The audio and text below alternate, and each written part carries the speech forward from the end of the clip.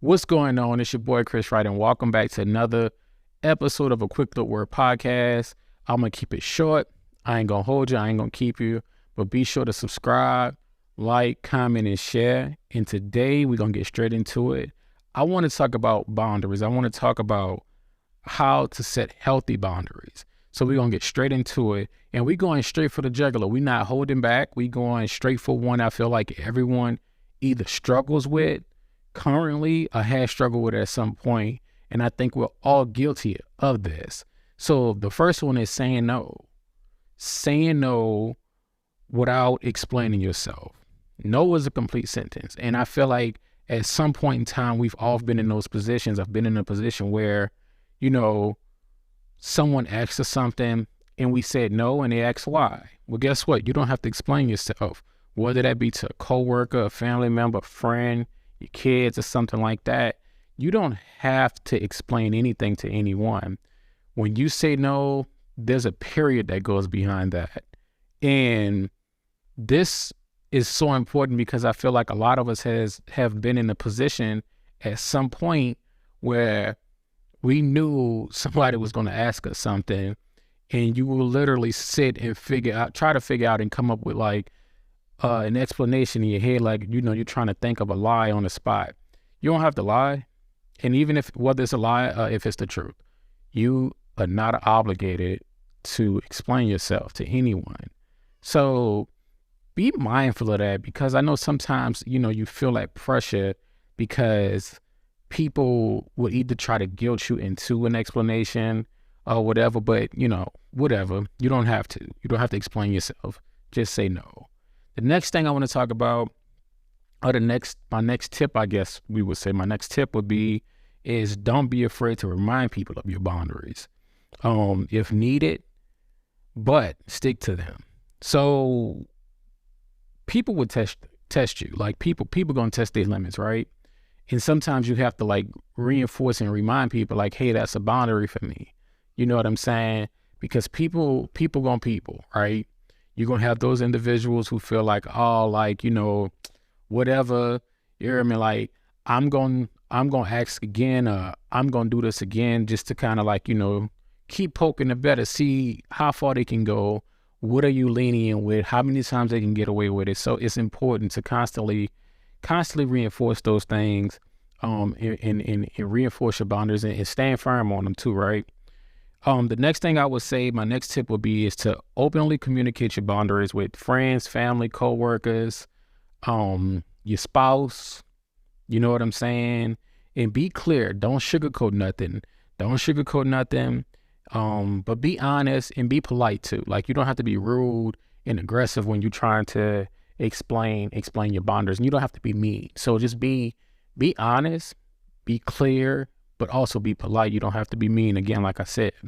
You know what I'm saying? Because what happens is, if you're not clear, again, this goes back to the previous thing, is people are going to try to see what they can get away with. They're going to test their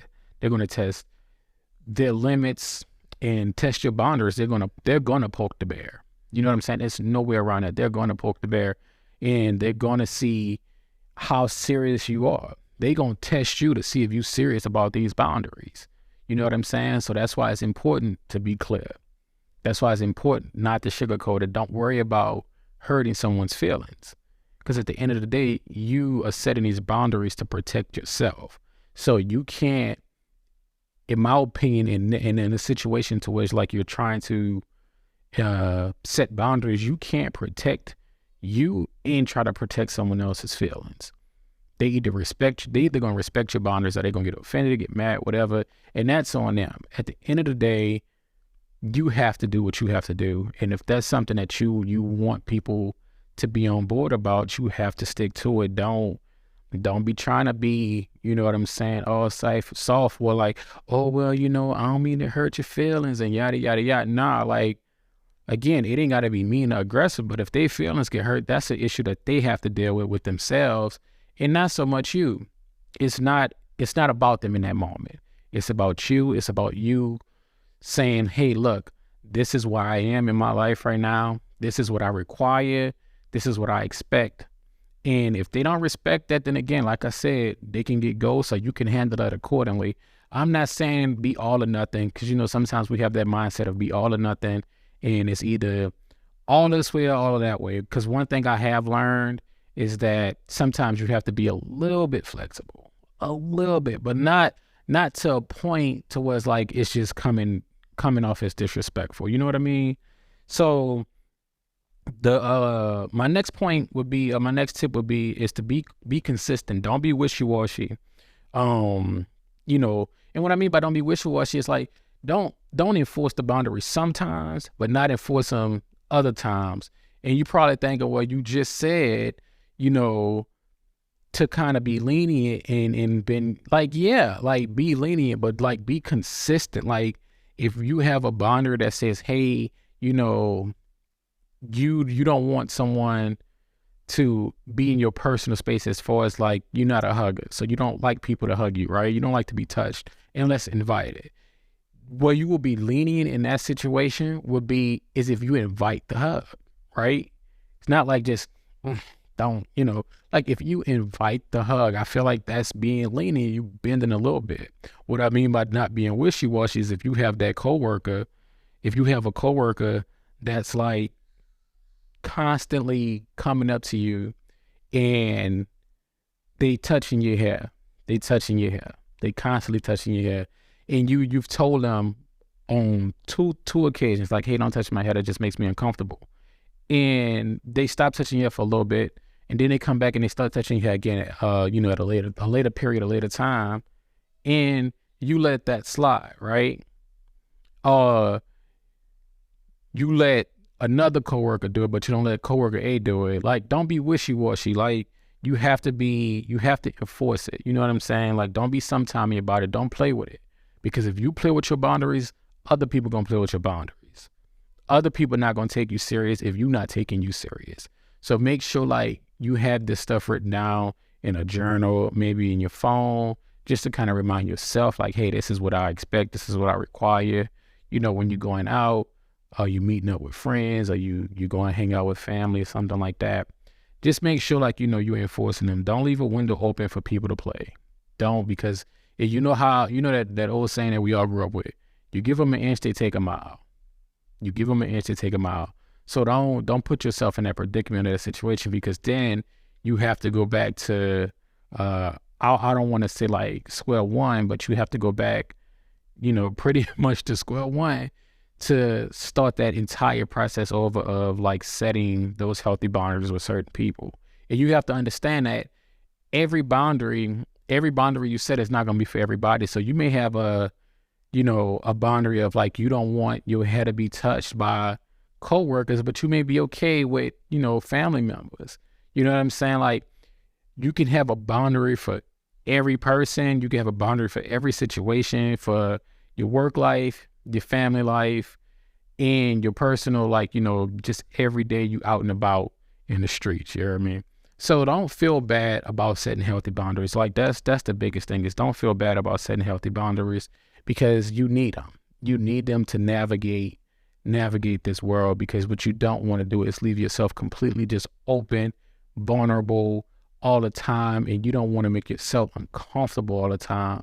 I remember at a point where like I didn't have boundaries of any kind, whether it be healthy or not so healthy boundaries, but we talking about healthy boundaries, so that's what I'm gonna stick to. So like I remember not having like healthy boundaries, and I remember just feeling uncomfortable. You know what I'm saying? Like with certain situations, whether it would be certain subjects, certain conversations and stuff like that, instead of me like having those boundaries in place to protect myself and be like, hey, this ain't cool, or like, I don't really want to talk about that. I would just let whatever it was, I would just let it go, whether I was uncomfortable or not. So you don't want that to be you. You know what I'm saying? And if that is you currently, just know that you can put those boundaries up, and you can put those boundaries up with new people and old people, and there's going to be old people that's been in your life for like years, and for quite some time. There's going to be like, well, you were cool with it at one point, but why you're not cool now? Again, because you're not.